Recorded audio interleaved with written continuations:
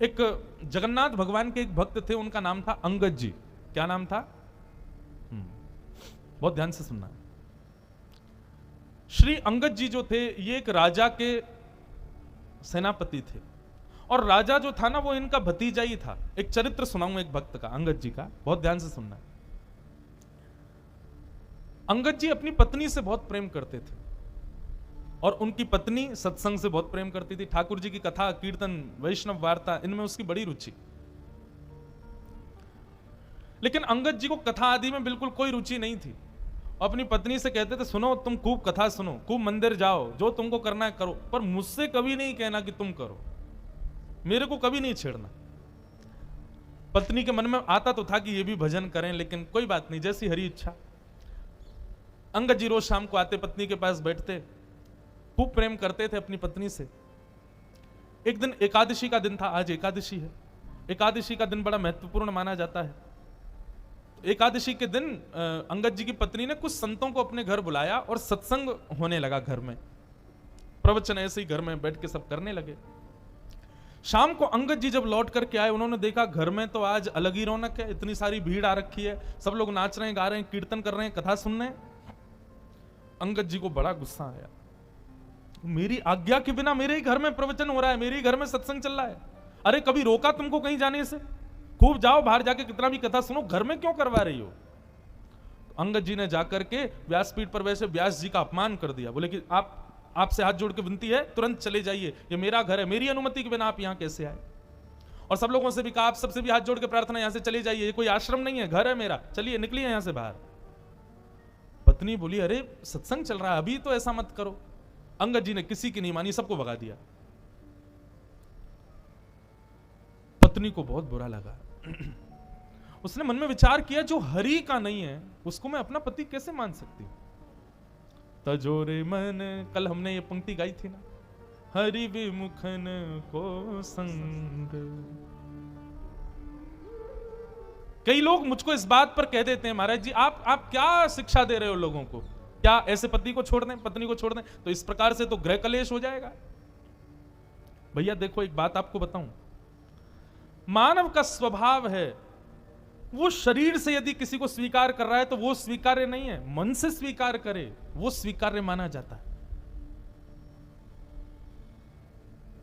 हम शरीर से किसी को अपना मानते हैं तो वहां पर हमारा संबंध पुष्ट नहीं होता।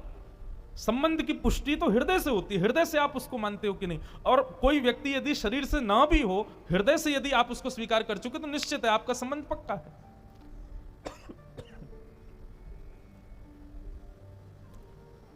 महादेव ने सती का त्याग किया, लेकिन ऐसा नहीं कि सती को कैलाश से ही कह दिया हो कि आप चली जाओ अपने मायके में जाकर करो ना।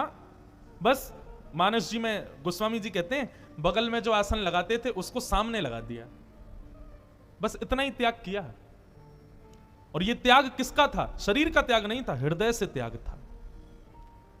तो इसलिए भैया, यदि ऐसे लोग परिवार में हैं, ऐसे लोग मित्र हैं, ऐसे लोग ऑफिस में काम करते हैं जो भगवत संबंध नहीं रखते, उनका शरीर से त्याग नहीं करना है, मन से त्याग करना, मन से कभी उनको स्वीकार नहीं करना है। अंगद जी की पत्नी ने आज अपने पति का हृदय से त्याग कर दिया और घूंघट कर लिया और कहा कि अब आज के बाद मृत्यु पर्यंत मैं आपको अपना मुख नहीं दिखाऊंगी, ना आपका मुख देखूंगी। आपकी पत्नी हूं, आपके संगी रहूंगी, आपकी सेवा करूंगी, पातिव्रत धर्म का पालन करूंगी, लेकिन हृदय में आपके लिए कोई स्थान नहीं आज के बाद। अंगद जी की पत्नी अब तो घूंघट करके रहती है, अंगद जी ने मुंह ही नहीं दिखाती अपना अंगद जी को। 1 महीना 2 महीना 6 महीने बीत गए महाराज। अंगद जी बड़े उदास, बहुत प्रेम करते थे अपनी पत्नी से। अब तो कार्य में भी मन नहीं लगता। एक दिन ऐसी घोड़े पर बैठ करके कहीं जा रहे थे तो चलते चलते उन्होंने देखा कहीं कथा चल रही है। मन में आया, इसी कथा ने ही मेरा घर बर्बाद करवा दिया,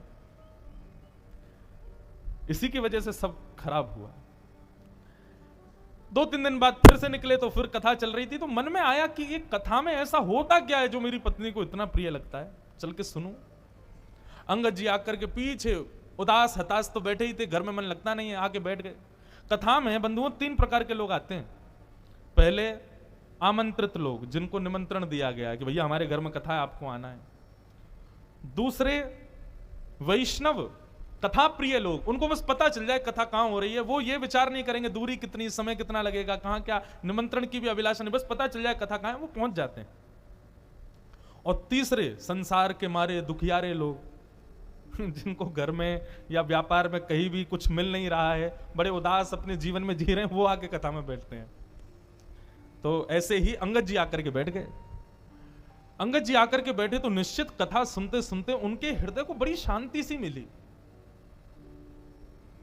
बंधु एक बात बताऊं, गीता में भगवान अर्जुन से एक बात कहते हैं। अर्जुन ने कहा कि नाथ, व्यक्ति सुख की प्राप्ति के लिए इतनी मेहनत करता है तो उसको सुख मिलता क्यों नहीं है? भगवान ने कहा डेस्टिनेशन गलत चुनी है मानव ने, सुख नहीं। हमने डेस्टिनेशन ही गलत चुन रखी है। हर कार्य के पीछे हम चाहते क्या है? सुख मिले। भगवान कहते हैं इसको बदलो, सुख नहीं शांति मिले।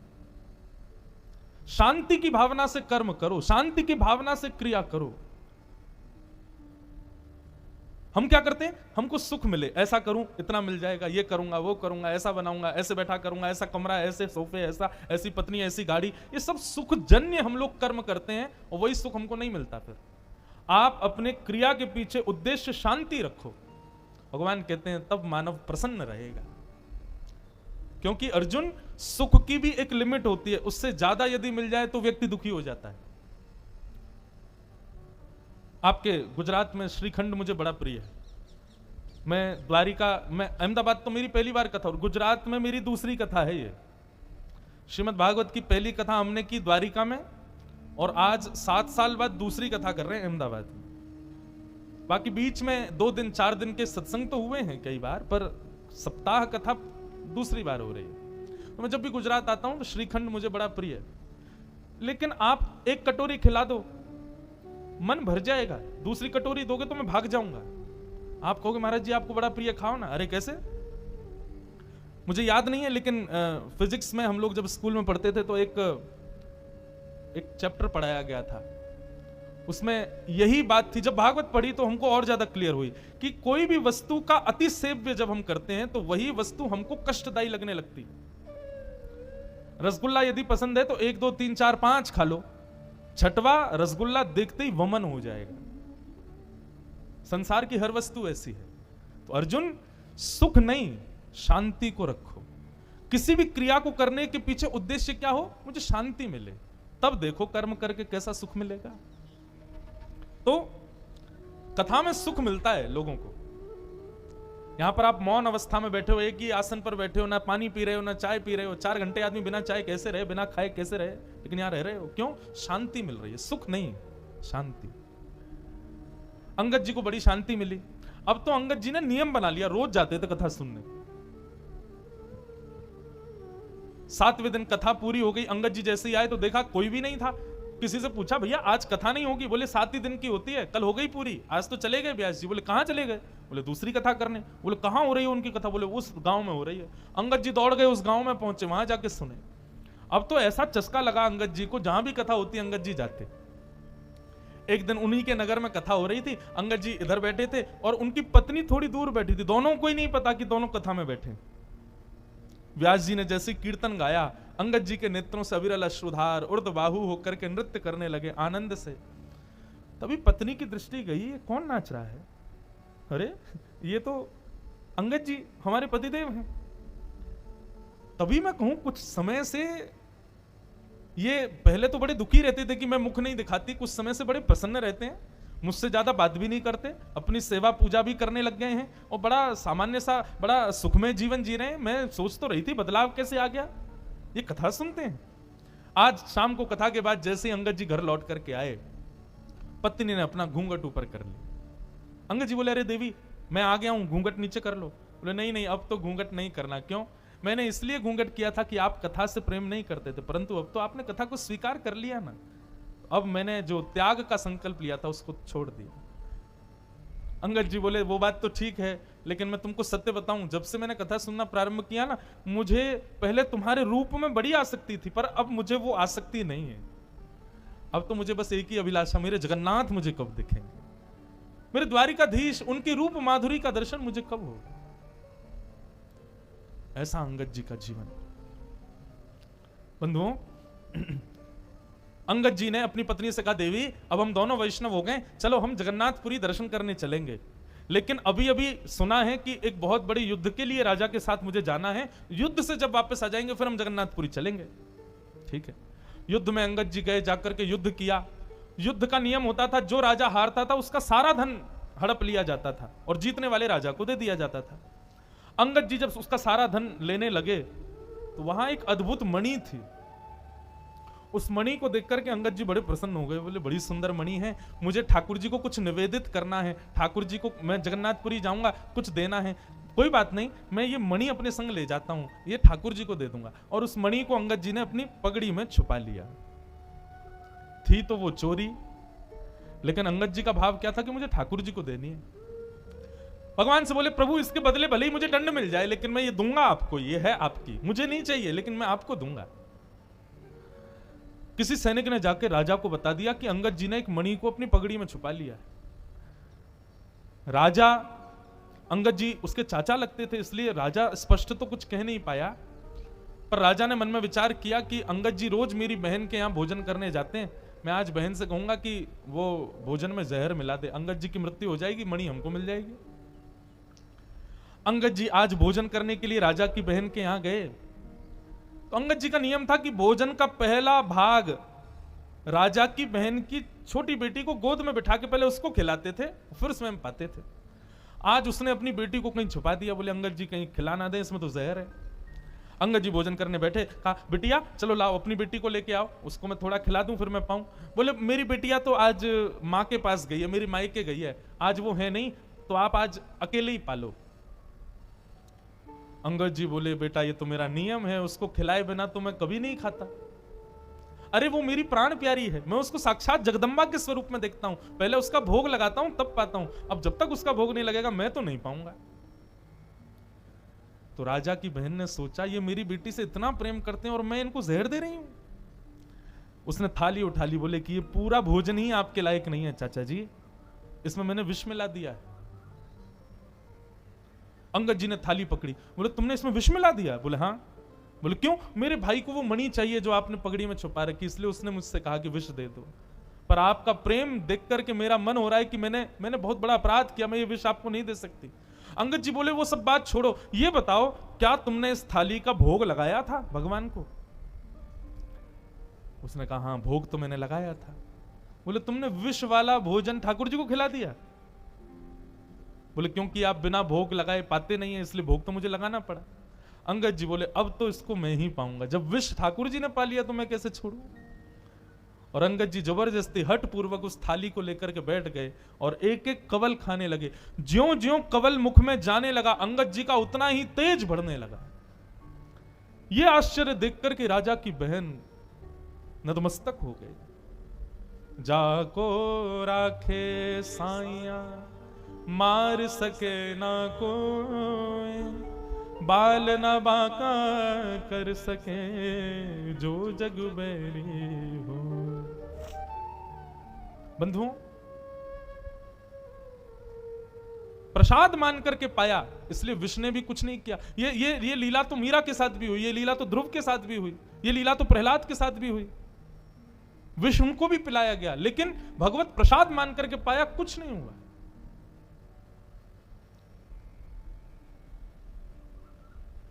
अंगद जी महाराज अपनी पत्नी से जाके बोले देवी अब हमको विलंब नहीं करना चाहिए, क्योंकि राजा मेरे पीछे पड़ गया है, वो कभी भी मेरा वध कर सकता है, मेरा वध कर दे मुझे चिंता नहीं, पर मुझे जगन्नाथ जी को एक बार देखना है। और रात्रि में ही अंगद जी अपनी पत्नी के साथ जगन्नाथपुरी के लिए निकल गए। राजा को किसी दूत ने जाकर के रात्रि में खबर कर दी, बोले अंगद जी निकल गए हैं महाराज। बहुत ध्यान से सुनिएगा, बहुत सुंदर कथा है। आज बहुत दिन बाद में अंगद जी का पूरा चरित्र पता नहीं क्यों सुना रहा हूं। हमारे पूज्य नाना जी भागवत के वक्ता थे, वो कहते थे कि कभी अनायास किसी भक्त का भाव कथा कहते कहते आ जाए तो यही समझना चाहिए लाला कि वो भक्त उस कथा में पधारे हैं, वो भक्त अपनी उपस्थिति दर्ज करा रहे हैं, इसलिए व्यासपीठ से बुलवा रहे हैं। तो अंगद जी जाने लगे, बीच रास्ते में ही राजा के सैनिकों ने बंदी बना लिया। सैनिकों ने कहा हम तुमको छोड़ देंगे, बस मणि हमारे हवाले कर दो। अंगद जी बोले जिनके लिए वो मणि है मैं उन्हीं को ही दूंगा। मैंने चोरी की, मुझे आप बंदी बना लीजिए, जीवन भर के लिए कारावास दे दीजिए, लेकिन पता नहीं क्यों जब से मैंने उस मणि को देखा है, मेरे मन में आया कि मैं पहली बार जगन्नाथ जी को कुछ दूंगा तो ये मणि ही दूंगा। मैं मानता हूं कि मेरा पाप है, परंतु मैं क्या करूं, मैं अपने नाथ को कुछ देना चाहता हूं, वो उन्हीं के लिए है। सैनिक तो कहां समझने वाले थे, बोले तू अपने नाथ के पास जा भी नहीं पाएगा, तेरा सर कलम कर देंगे, जल्दी दे। अंगद जी बोले अच्छा ठीक है, मैं मणि दे दूंगा, लेकिन उससे पहले मैं अपनी एक इच्छा पूरी करना चाहता हूं। बोले बताओ।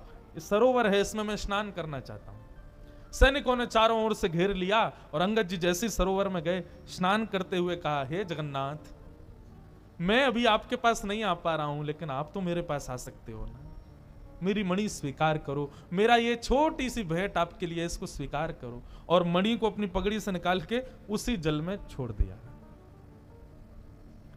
सैनिक कूद पड़े जल के अंदर, ढूंढने लगे, लेकिन मणि नहीं मिली। राजा भी आ गया, राजा ने पूरा तालाब का पानी सुखा दिया, मट्टियां खोद खोद करके छनवा दी, लेकिन मणि नहीं मिली। राजा ने कहा, अंगद सही सही बताओ मणि कहां है? बोले मैंने सबके सामने इसी में डाली है, लेकिन वास्तविकता यह है राजन, वो जिसकी थी उसके पास है, जगन्नाथ जी के पास है। राजा ने कहा, हो ही नहीं सकता, तुम पुरी गए नहीं। बोले मैं नहीं गया, वो आए थे मेरे पास और लेकर के चले गए। राजा बोला, इसके हाथों में हथकड़ी बांधो, पैरों में बेड़ियां बांधो, ले चलो इसको जगन्नाथपुरी, जगन्नाथ जी का दर्शन करेंगे। यदि मणि वहां नहीं हुई तो उन्हीं के सामने सर धड़ से अलग कर दूंगा। अंगद जी बोले, ये तो मेरा सौभाग्य होगा कि मैं जगन्नाथ जी को देखूं और उनके सामने प्राण निकल जाए। बंधुओं, वैष्णव कभी भयभीत नहीं होता।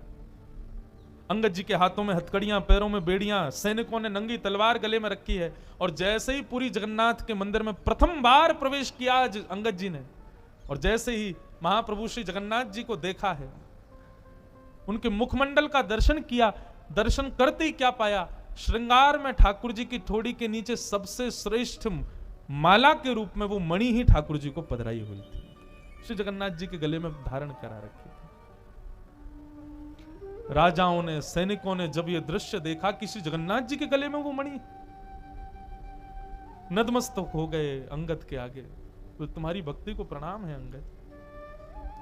लेकिन अब अंगद जी को जब ये बात दिख रही है कि मेरे द्वारा प्रस्तुत कोसों दूर से वस्तु जगन्नाथ जी ने स्वीकार कर ली, मतलब मेरे प्रेम को, मेरी भक्ति को स्वीकार कर लिया, हथकड़ियां हाथ में, बेड़ियां पैरों में, और देखते देखते जगन्नाथ जी को अंगद जी ने वहीं अपने प्राणों को त्याग दिया, महाप्रभु जी में विलीन हो गए। ऐसी प्रेम लक्षणा भक्ति श्रीमद् भागवत प्रदान करती। मैं कहता हूं अपनी कथाओं में, भागवत जी नहीं होती तो हमें कभी मीराबाई नहीं मिलती, श्रीमद् भागवत नहीं होती तो हमें कभी सूरदास नहीं मिलते, श्रीमद् भागवत नहीं होती तो ऐसे प्रेम युक्त वैष्णव भक्तों के चरित्र हमें कभी नहीं मिलते, क्योंकि इन सबका सृजन भागवत नहीं किया है। तो भागवत किसको देती है? श्री कृष्ण को प्रदान करती है। इसलिए भैया मेरी आप सबसे प्रार्थना, श्रीमद् भागवत से और कोई आकांक्षा मत रखो, और कोई संकल्प मत करो, और कोई अभिलाषा मत रखो। श्रीमद् भागवत केवल और केवल कृष्ण प्रदान कर सकती है।